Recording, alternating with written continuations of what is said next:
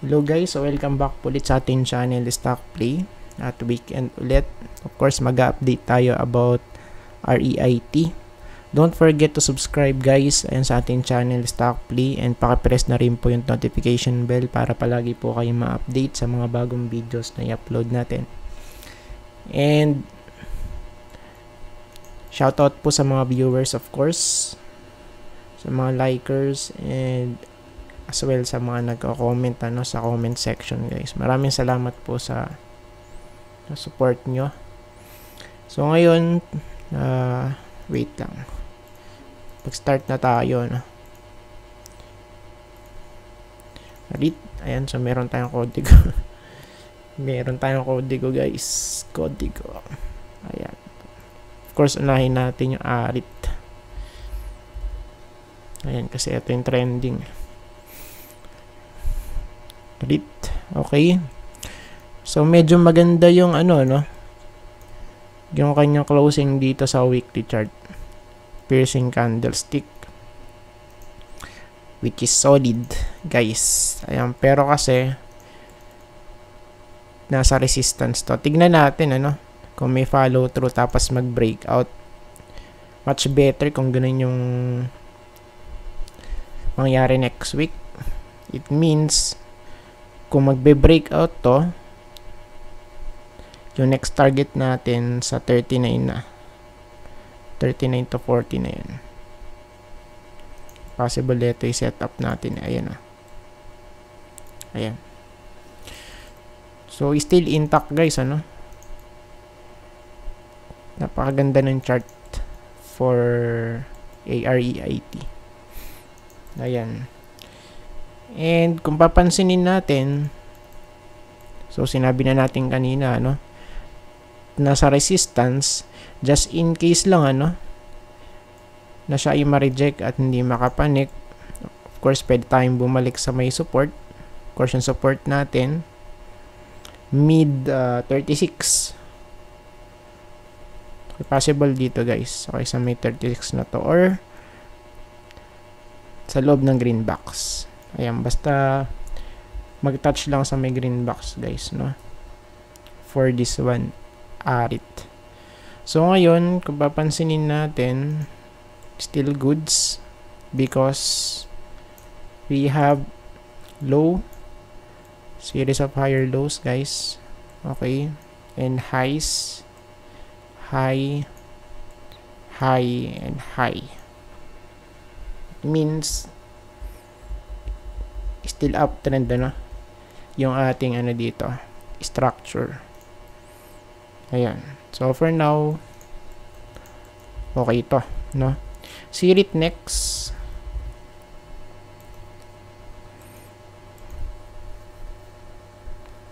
SIRIT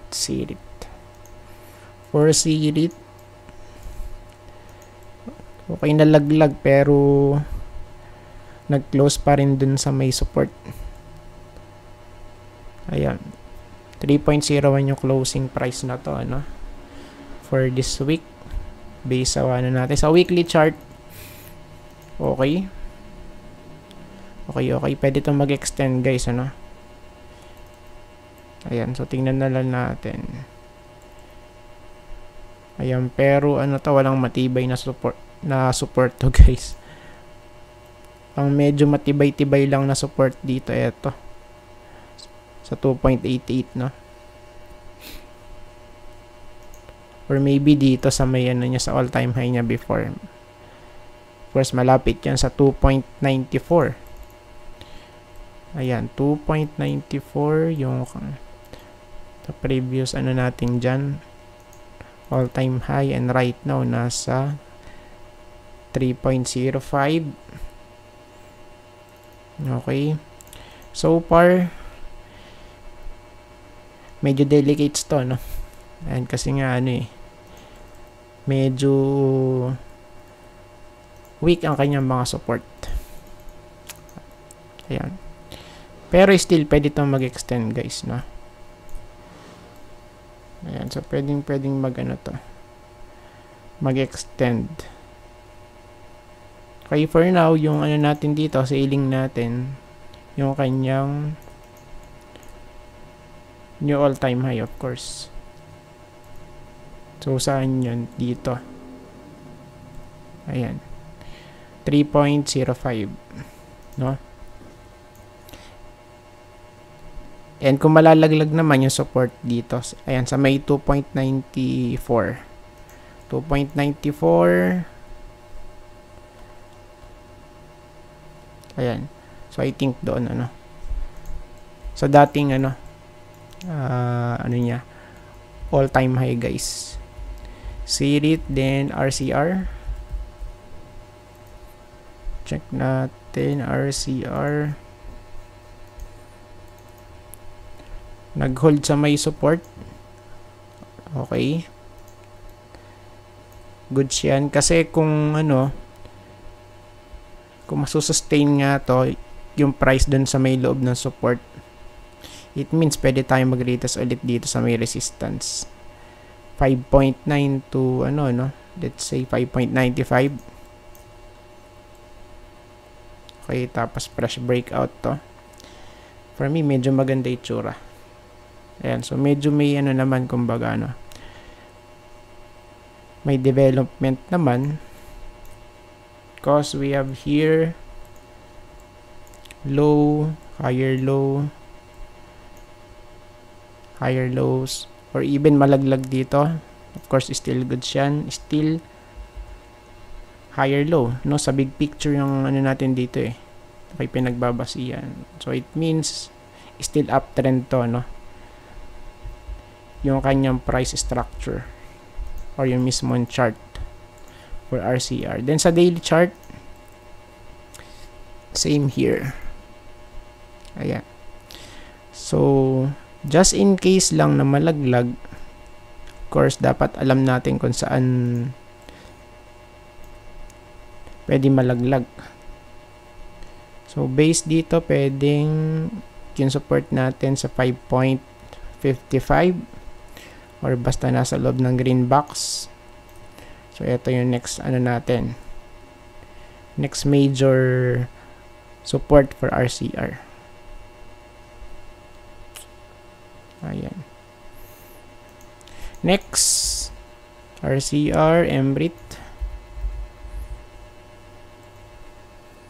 Check natin yung MRIT, guys. MRIT. Okay, breakout. So, wag lang sana magiging ganito yung kapalaran niya before ito. Naging fake out eh, no? Diba? So, nag-close tapos, boom. Nalaglag dito sa may trend line. So, it means, kung fake to, kung fake breakout yan, of course, pwede pa rin malaglag dito yan, ano? So, siguro, ang worst case sa 12.5, since meron nga tayong trend line, still, triangle pattern. Ayan, no? Diba? So, triangle pattern to. Ayan. For now, tingnan natin. I-check natin sa daily chart. Saan yun?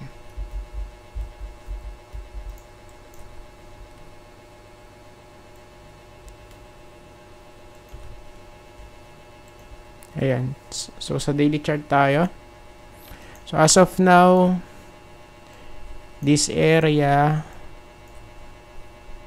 of course, pwede natin to i-consider na resistance. Ayan.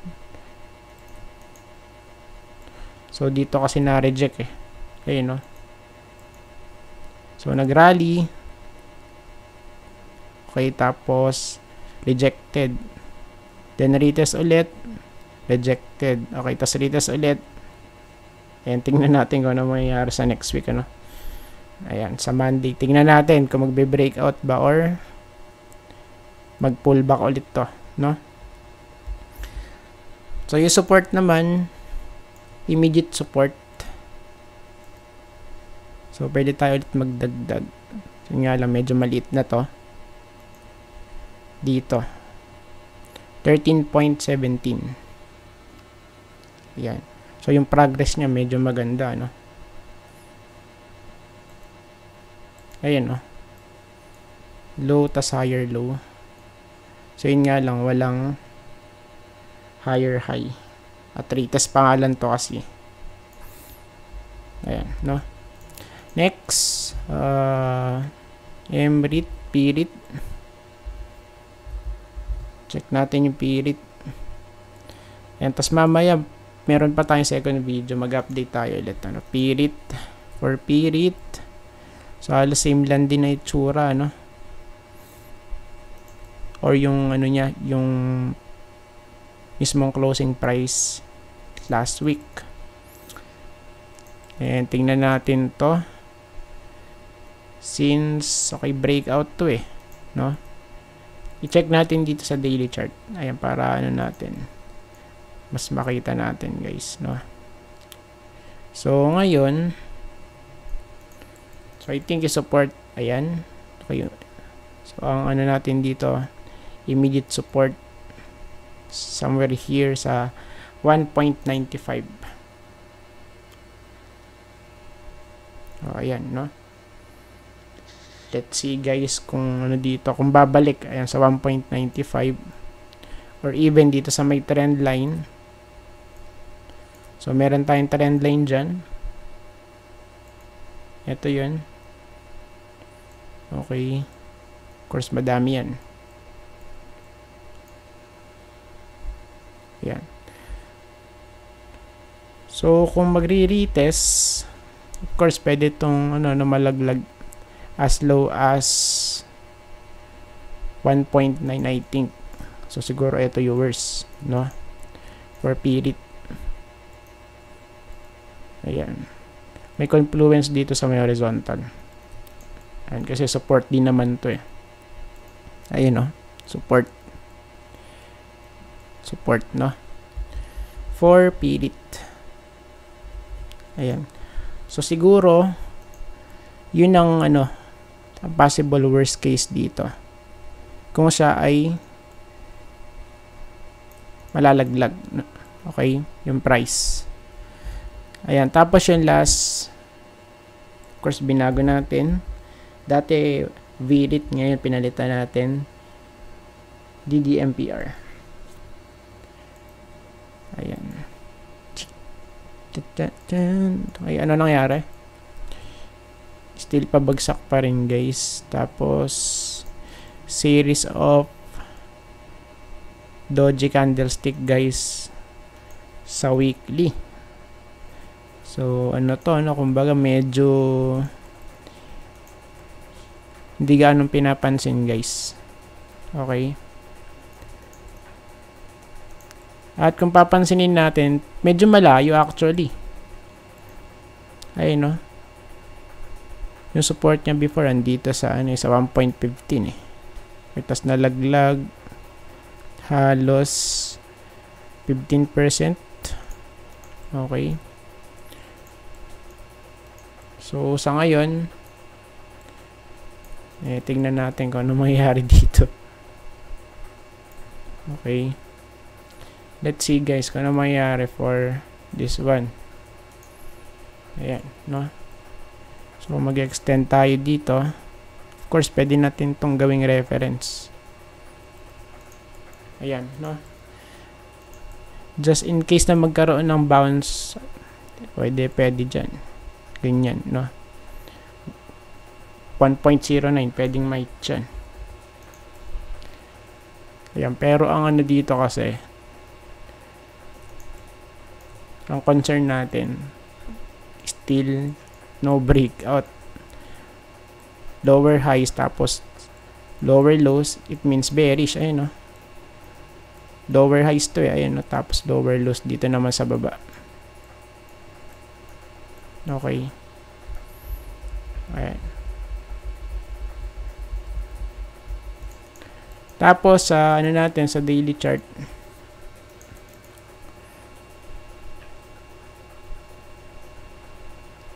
week. So halos di gumagalaw to, guys. So ayun, oh, di ba? Ayan, kaya tignan natin. And I think tapos na po tayo, guys, at maraming salamat po sa panonood. See you po sa next video. Bye bye and God bless.